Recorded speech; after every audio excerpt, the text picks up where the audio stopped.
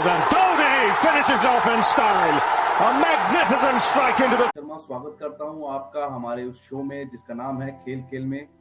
दोस्तों, कोच के बिना, गुरु बिना जो है वो ज्ञान नहीं मिलता। ये हमें बहुत पुरानों से सुनता हुए आ रहे हैं और आज भी हम इस चीज को मानते हैं कि एक गुरु की आपके जीवन में कितनी जरूरत है। और ये हमने महाभारत में भी देखा और हमने आगे रामायण में भी और हर जगह देखा है कि खिलाड़ी को या किसी भी इंसान को कोच की जो जरूरत होती है वो सबसे ज्यादा होती है।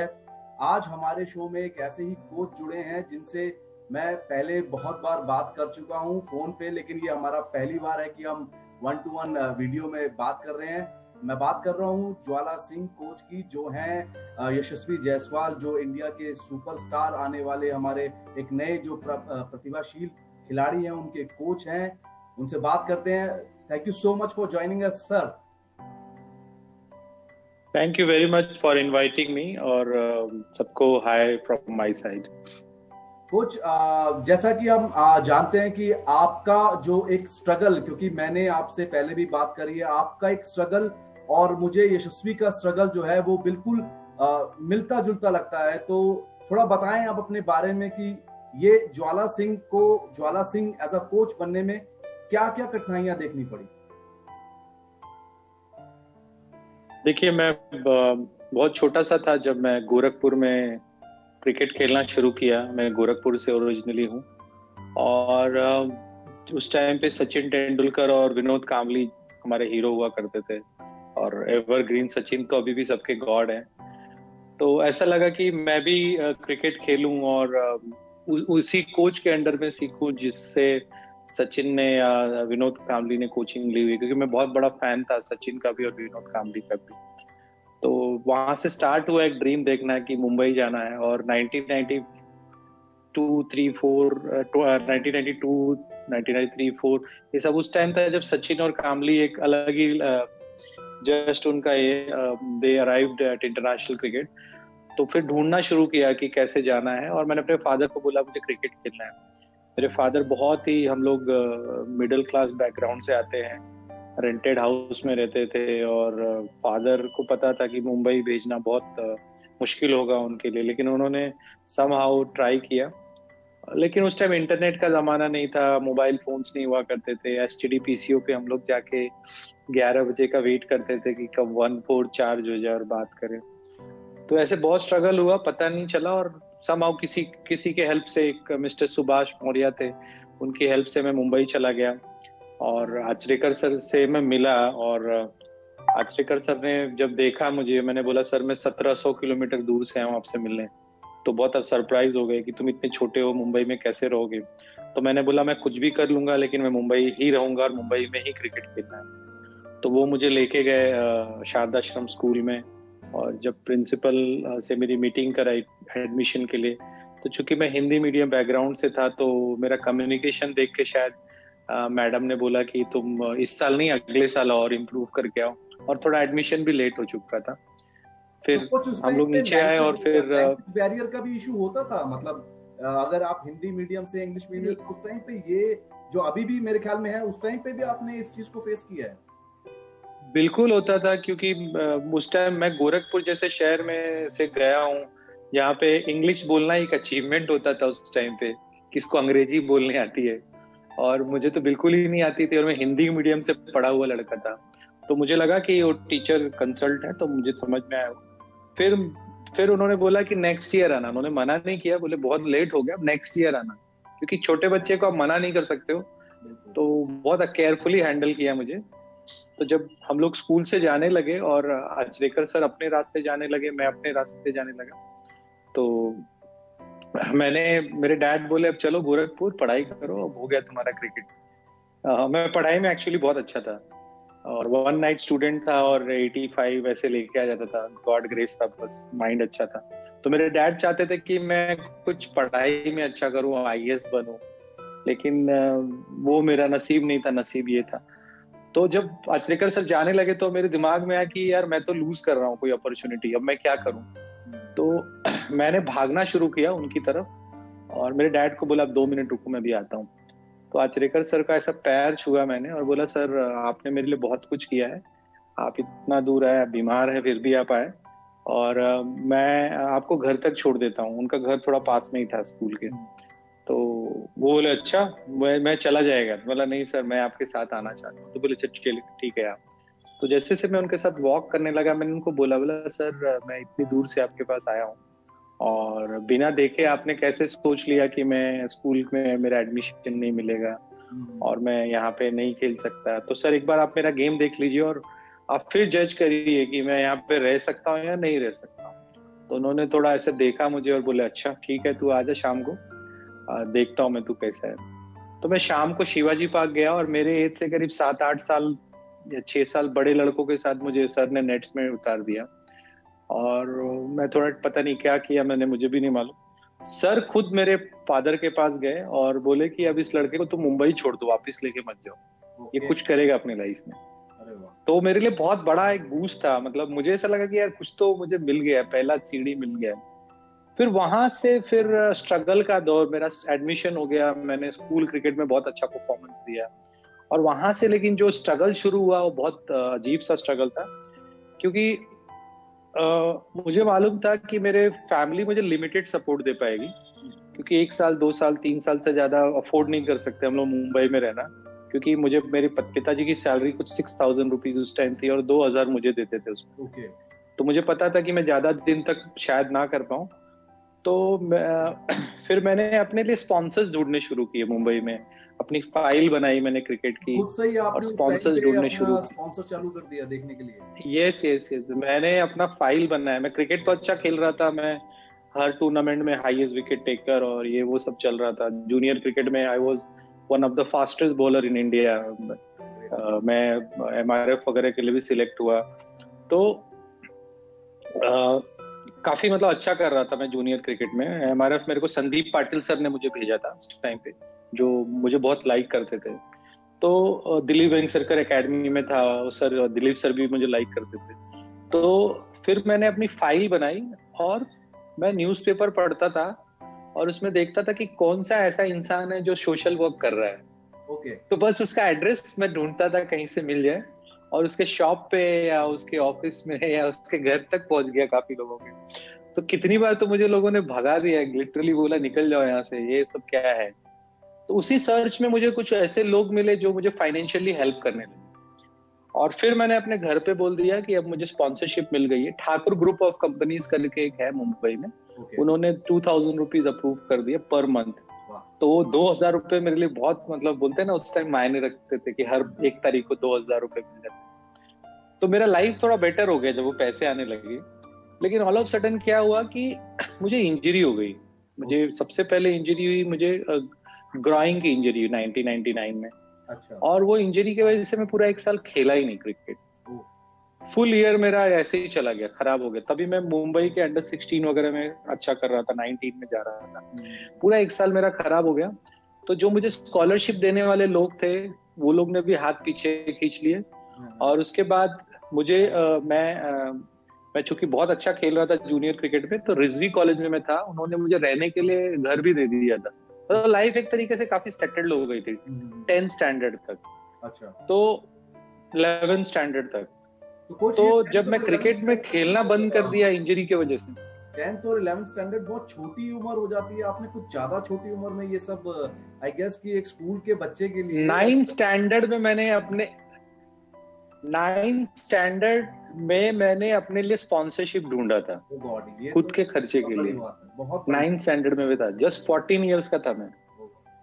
मैं खुद जाता था। बहुत बार ऐसा होता था कि मैं ऑफिस में प्रैक्टिस खत्म करता था सुबह 9 साढ़े 9 बजे, और अपनी फाइल लेके किसी ऑफिस में बैठा रहता था। तो वॉचमैन बोर हो जाते थे मुझे, 1 घंटा 2 घंटा 3 घंटा 4 घंटा।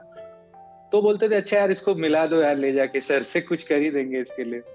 तो वो एक्सपीरियंस था मेरे लिए बहुत, मतलब सोच के बड़ा अजीब सा लगता है कि सच में 14 साल का लड़का ये कैसे कर सकता है।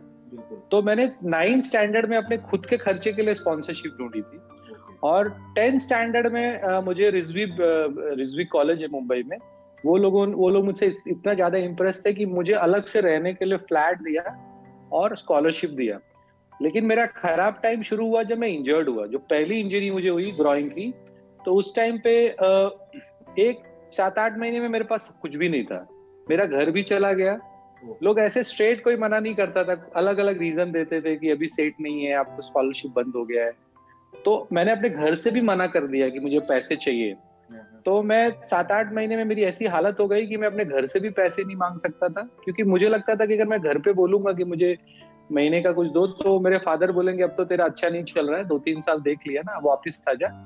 और फ्रेंड्स को भी नहीं बताता था, क्योंकि ऐसा लगता था कि इनको बताएंगे तो मेरा मजाक उड़ाएंगे। तो बहुत अजीब सा टाइम था, मतलब कुछ भी नहीं था। मैं लिटरली एक अच्छे घर से मैं रोड पे आ गया, मैं फुटपाथ तक सोने लगा। और मेरा एक फ्रेंड था, उसने मुझे बोला कि एक काम कर, मेरा एक ऑफिस है, वहां पे आके रहे।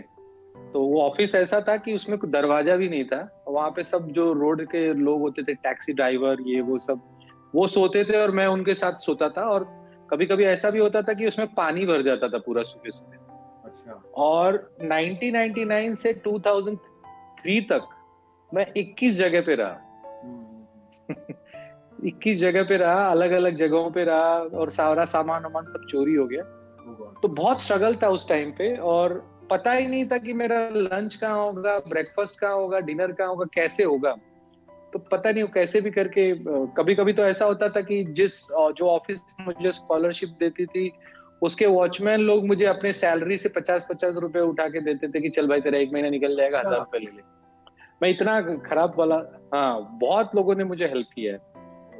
इस तरीके से बहुत स्ट्रगल हुआ है। और लेकिन मुझे इंजरीज होने लगे बार बार। ऐसा लगता था कि एक तो ग्राउंड के बाहर इतने प्रॉब्लम्स, और दूसरा ऐसा होता था कि मेरे पास कभी कभी तो ऐसा होता था कि 10 रुपए भी नहीं होते थे कि मैं सुबह जाके नाश्ता कर सकूं। अच्छा। तो मैं लोगों से ऐसे उधार लेके ब्रेकफास्ट करता था, मैच फीस जो मिलती थी उससे खाना खाता था। तो मेरा क्रिकेट तो इसी में खराब हो गया, क्योंकि ना मेरे पास अच्छा रहने के लिए जगह था, ना खाने के लिए पैसे होते थे। और मैं चूंकि फास्ट बॉलर था, तो मुझे डाइट फास्ट बॉलर को लगता है। तो मैं अलग अलग इंजरीज होते गए, और बहुत अच्छा cricketer, I mean junior cricket में इतना अच्छा होने के बाद भी मैं धीरे धीरे पीछे होते चला गया। और उसके बाद एक टाइम ऐसा हुआ कि मुझे ऐसा लगा कि अब मैं क्रिकेट नहीं खेल सकता।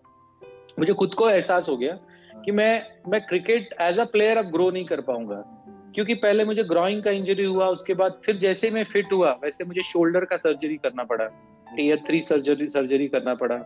उसके बाद फिर से फिट हुआ तो मेरा नी का इंजरी हो गया।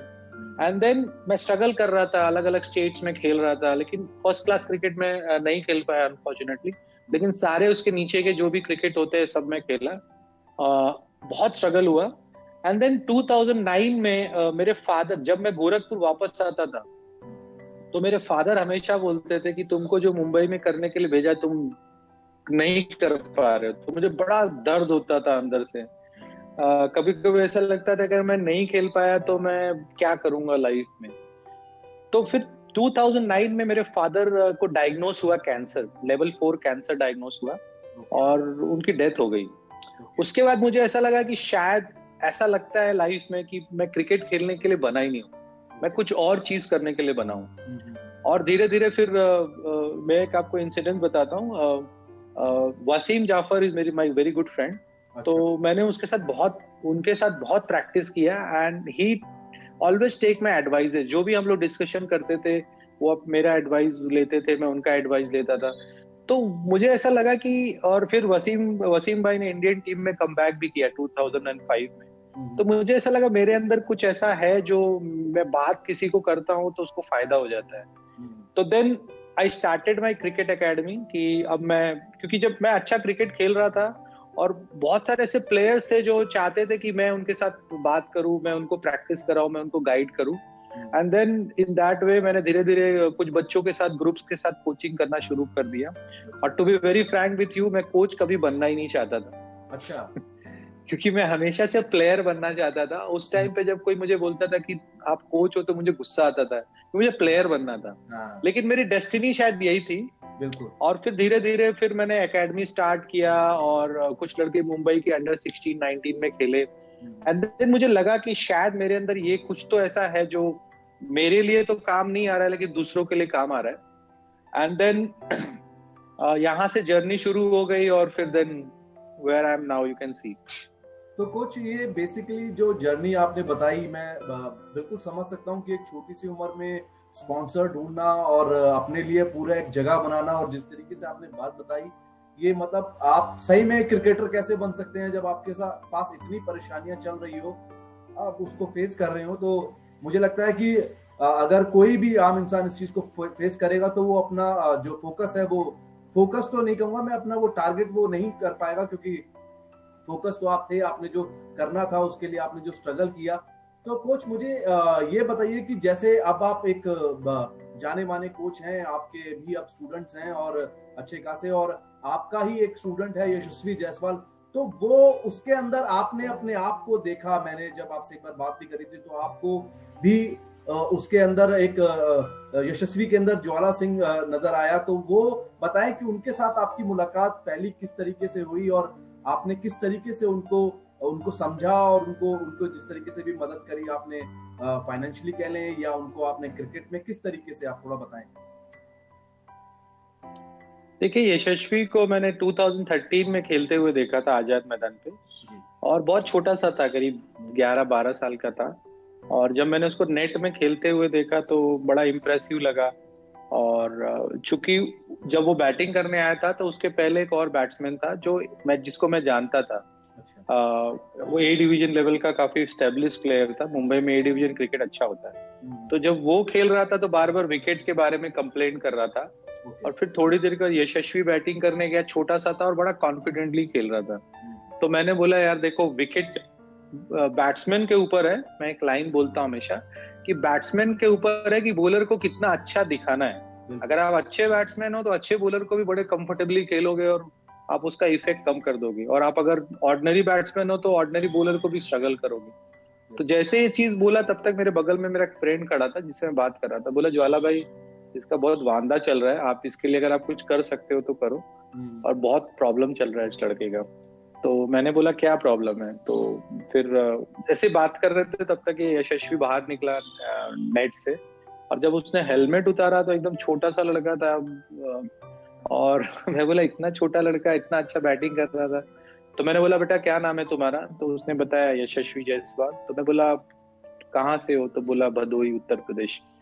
फिर मैं बोला, कहाँ रहते हो? तो बोला कि मैं उधर ही सामने टेंट में रहता हूँ। तो टेंट सुना तो मुझे बड़ा अजीब सा लगा। तो मैं बोला, क्यों, तुम टेंट में क्यों रहते हो, तुम्हारे माँ बाप किधर है? तो बताया कि नहीं, वो गांव में रहते, मैं क्रिकेट खेलने के लिए आया हूँ। तो पहले तो मुझे लगा कि, फिर मैंने बोला कि तुम कोई मैच वैच खेले हो? तो बोला, हाँ सर, हैरिस शील्ड खेला था। हैरिस शील्ड बॉम्बे का अंडर 16 का एक बड़ा टूर्नामेंट है। और उसमें मैंने बोला, क्या किया था आपने? तो बोला, 210 रन किए थे और 8 विकेट लिए गए एक ही मैच में। तो मुझे थोड़ा स्माइल किया मैं बोला, ये लगता है मुझे इम्प्रेस करने के लिए कुछ ओवर परफॉर्मेंसेस बता रहा है। तो मैंने बोला, पेपर में आया था कुछ तुम्हारा? तो बोला, हाँ पेपर में आया था। बोला, एक काम करो, ये मेरा कार्ड है और आप मेरे घर पे आना थर्सडे को 11 o'clock। उस दिन मंडे था जिस दिन मैच था, 11 o'clock, एंड आपका फाइल वाइल लेके आना, फिर मैं बात करूंगा। तो मैंने पहले ऐसे लाइटली लिया, मैं बोला चलो ठीक है, एक लड़का है, इसको किट विट दे दूंगा। और दैट्स, मैं बहुत मतलब ये सब हम लोग करते हैं, मेरे कुछ फ्रेंड्स हैं जो मुझे स्पॉन्सरशिप वगैरह देते थे। तो मैं ये सब, क्योंकि मैंने वो देखा है, तो मैं हमेशा कुछ ना कुछ करते रहता हूँ। तो मैंने सोचा था कि किट विट अच्छा दे दूंगा, बस दैट्स इट, बस मैं इतना ही सोचा था उस टाइम पे। फिर वो जब घर पे आया और मुझे जब अपनी स्टोरी बताने लगा, तो मुझे एकदम से ऐसा लगा कि यार ये तो शायद मैं ही हूँ। जिस तरीके से मैं लोगों के पास अपनी फाइल लेके जाता था और मैं अपनी कहानी बताता था, लोग मुझे हेल्प करते थे। तो जब मैं लोगों को अपनी कहानियां बताता था तो उन्होंने कभी ऐसा कोई हेल्प नहीं किया, सबने हेल्प किया कि मेरी नैया पार हो जाए। मतलब किसी ने छोटा कंट्रीब्यूशन दे दिया, किसी ने कुछ कर दिया, किसी ने 2 महीने का खर्चा दे दिया। तो मैं हमेशा से ये मिस करता था कि यार कोई तो हो जो मुझे गाइड करे अच्छे तरीके से और मेरे प्रॉब्लम्स ही खींच ले। तो वो मेरे बैक ऑफ माइंड था कि मैं जब कुछ अच्छा बनूंगा लाइफ में या कुछ स्टेबल होऊंगा तो मैं कुछ तो करूंगा। तो यशस्वी एकदम वही फ्रेम में आ गया जैसा मैं सोचता था। उसने भी सेम कहानियां सुनानी शुरू कर दी जो मेरी कहानी थी। तो मुझे उसके स्ट्रगल में लगा कि शायद ये मेरा ही स्ट्रगल है, और वहां से मैंने डिसाइड किया। और मुझे एक ही चीज बोला उस दिन उसने कि सर मेरे को खाली क्रिकेट खेलना है, और फिर उसके बाद मैंने उसको बोला ठीक है, अब पहले तू 10-15 दिन मेरे यहाँ पे आ, मैं देखता हूँ।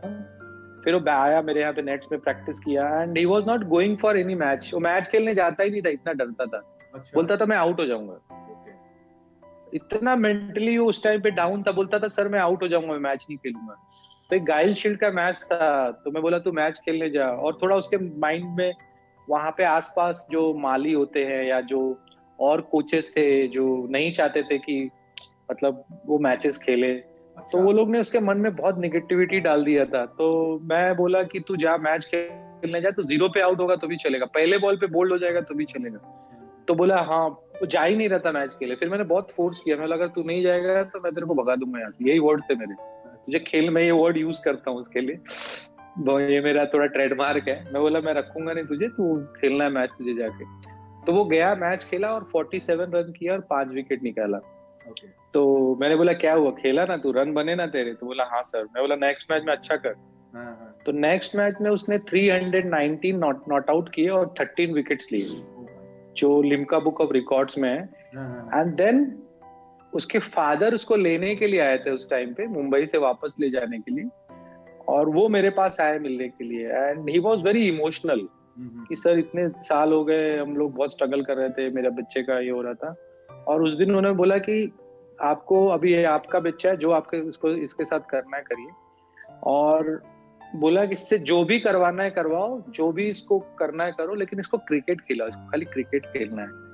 और उसके बाद से आज तक फिर हमारा वो एसोसिएशन बन गया। और फिर तो उसने मुझे भी फिर मैंने उसको वहां से आजाद मैदान के टेंट से अपने घर पे लाया। फिर उसका सब कुछ मीन्स इट्स लाइक कभी ऐसा कुछ हुआ ही नहीं कि ऐसा लगा ही नहीं कहीं वो बाहर से आया, और तब से वो मेरे साथ ही है। तो कोच आपने जैसे बात करी यशस्वी की, तो इस बार आईपीएल में मतलब इतनी छोटी उम्र में आपकी गाइडेंस में आईपीएल में चांस भी मिला।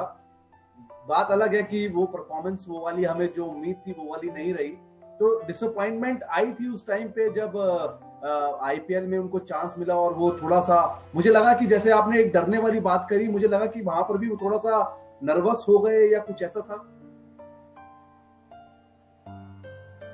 नहीं, मैं नर्वस तो नहीं बोलूंगा, बट एक्चुअल में अगर मैं एक्सक्यूज भी नहीं दूंगा, हम लोग प्रिपेयर्ड नहीं थे आईपीएल के लिए, to be very frank with you. क्योंकि हम लोग हर टूर्नामेंट के पहले बहुत अच्छी प्रैक्टिस करते हैं, प्लानिंग करते हैं, और फुल जैसे अंडर 19 वर्ल्ड कप के पहले, विजय हजारे के पहले हमारा कुछ मेथड है। और वो अंडर 19 वर्ल्ड कप के फाइनल में उसने एक डाइव लगाया था जिससे उसका शोल्डर में थोड़ा सा टियर टू इंजरी था, और उसका ट्रीटमेंट चल रहा था फ्रॉम फरवरी में और मार्च में ट्रीटमेंट चल रहा था। ऑल ऑफ सडन लॉकडाउन लग गया। ओके। तो लॉकडाउन में क्या हुआ कि उसका वो शोल्डर ठीक नहीं हुआ था, मतलब हील नहीं हुआ था। और चूंकि राजस्थान रॉयल्स के जो फिजियो है मिस्टर जॉन ब्लॉस्टर, वो बहुत हमको हेल्प कर रहे थे, बट वो ठीक नहीं हुआ। मीन्स वो अप्रैल मई जून तक ठीक नहीं हुआ। तो मुंबई में इतना स्ट्रिक्ट लॉकडाउन था और हम लोग फॉलो भी कर रहे थे कि हम लोगों ने मार्च के बाद से कोई क्रिकेट ही नहीं खेली, और इनफैक्ट फिटनेस तक नहीं कर पाए। मतलब नॉर्मल लोग ग्राउंड के घर, आप दिल्ली और या यूपी या ये सब स्टेट में ले लो तो एटलीस्ट लोग घर के बाहर जाते थे, जॉगिंग करते थे। तो यशस्वी का फिटनेस भी नहीं किया हम लोगों ने। अप्रैल मई जून 3 महीना कंप्लीट मुंबई में 3 जून को तो पहली बार बीच पे जाना अलाउड हुआ।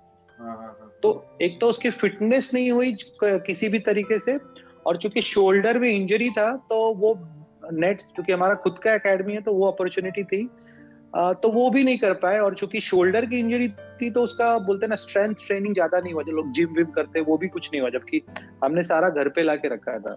तो वो डाउट में निकल गया कि इंजरी है तो प्रैक्टिस करें या नहीं करें। तो फुल जो फॉर्म था उसका, जो फरवरी का फॉर्म था और जो अगस्त का था, इनफैक्ट वो जब दुबई पहुंचा तब उसने बैट को हाथ लगाया, और वो भी दर्द पहले 2-3 वीक तक गया ही नहीं उसका। मैच के 2 या 3 दिन पहले तो उसकी मैच फिट हुआ वो।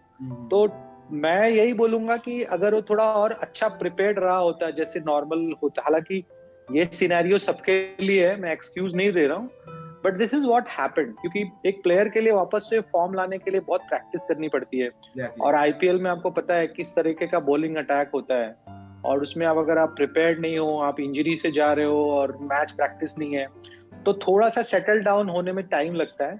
और चूंकि वो ओपनर था, ही इज अ ओपनर, तो ओपनिंग में आपको पता है शुरू में ही जो प्रेशर होता है शुरू में ज्यादा होता है, इसके बाद गेम चालू होने के बाद धीरे धीरे वो एडजस्ट हो जाता है। तो वो सारे रीजंस थे जिसके वजह से जो वो परफॉर्म करना चाहिए था वो नहीं कर पाया।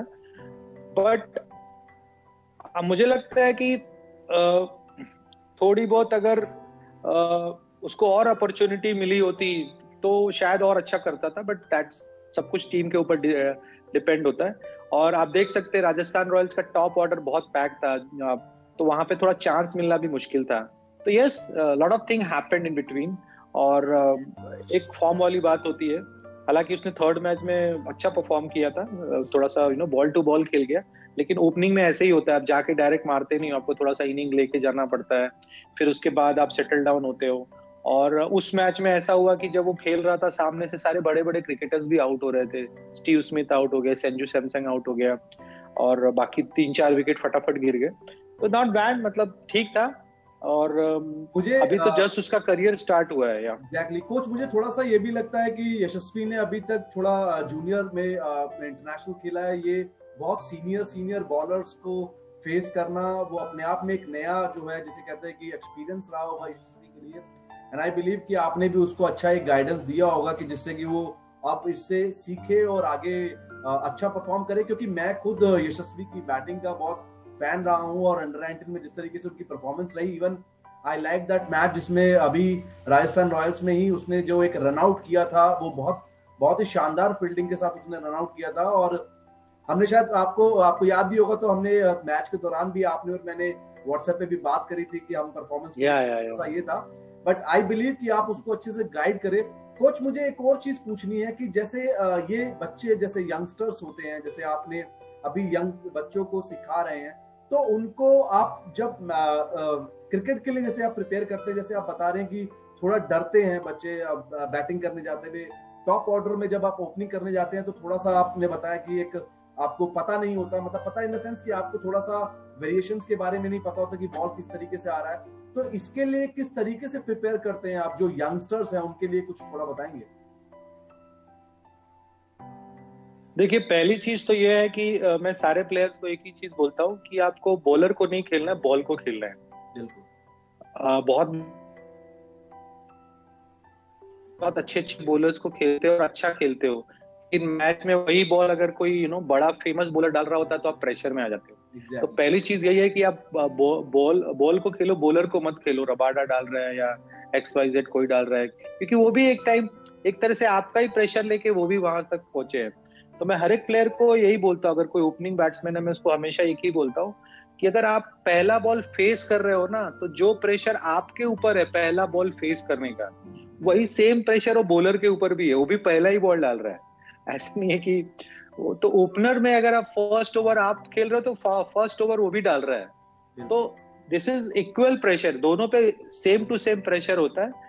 हाँ, ये जरूर है कि जो लोग थोड़ा ज्यादा क्रिकेट खेल रहे थे तो उनको थोड़ा सा मेच्योरिटी ज्यादा होती है, and it is all about playing the ball, not playing the bowler. तो हमेशा मैं हर एक टॉप ऑर्डर बैट्समैन को यही सलाह देता हूँ। और अगर आप प्रिपेयर करोगे उस तरीके से, आप नेट्स में जाके प्रिपेयर करोगे, तो अगर आप नेट्स में आप हार्ड प्रैक्टिस करोगे तो मैच हमेशा आपके लिए इजी रहेगा, और नेट में अगर आप सही प्रैक्टिस नहीं करोगे तो मैच मुश्किल होगा। तो यही फॉर्मूला है हमारा।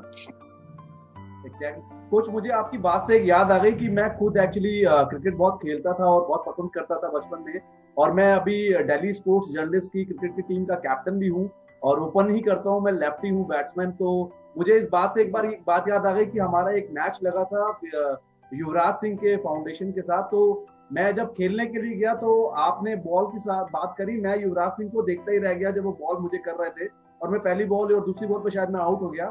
तो ये आप अच्छे से पहचान सकते हो, और मैं खुद समझ सकता हूँ कि ये बहुत मुश्किल होता है, एक बड़ा नाम अगर आपके सामने कुछ हो तो, लेकिन आप जिस तरीके से बात कर रहे हैं बिल्कुल सही है कि बॉलर को ना देखें, बॉल को एडजस्ट करें। और आई बिलीव कि आने वाले जो बच्चे हैं वो भी इस तरीके से आपसे सीख लेंगे, and I wish you all the best sir future के लिए। और आपने हमें इतना टाइम दिया, इतना आपके बारे में जाना है, मुझे बहुत अच्छा लगा है। एक लास्ट क्वेश्चन मैं आपसे बस ये जानना चाहता हूँ कि सर, इंडिया ऑस्ट्रेलिया सीरीज चालू हो रही है, क्या चांसेस हैं इंडिया के?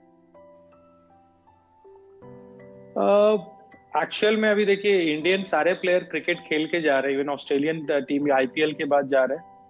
तो टूर्नामेंट आई मीन बहुत दिलचस्प होगा सीरीज। और जिस तरीके से अभी इंडिया की परफॉर्मेंस रही है, ऑस्ट्रेलिया में भी लास्ट टाइम अच्छा किए थे, तो होपफुली अच्छा करना चाहिए। बट विराट कोहली बीच में आ रहे हैं तो थोड़ा बहुत लीडरशिप क्राइसिस हो सकता है, क्योंकि अगर आप टेस्ट क्रिकेट में देखेंगे तो अजिंक्य रहाणे हमेशा वाइस कैप्टन जरूर होते हैं, लेकिन वो प्रेशर में होते हैं ऑल द टाइम। तो वो सारे फैक्टर्स होंगे। बट स्ट्रेट अवे में नहीं बोल सकता, बट मुझे लगता है कि अच्छी सीरीज होनी चाहिए। और looking at the Indian players जो अभी आईपीएल खेल के जा रहे हैं, सारे अच्छे टच में हैं, तो अच्छा करने चाहिए। But let's see, Australia tour हमेशा हर एक प्लेयर के लिए डिफिकल्ट होता है, चाहे वो आप एक टाइम जो all time great Australian team थी उस टाइम भी वही हाल था, और आज की जो ऑस्ट्रेलिया टीम है वो भी अभी भी वही है।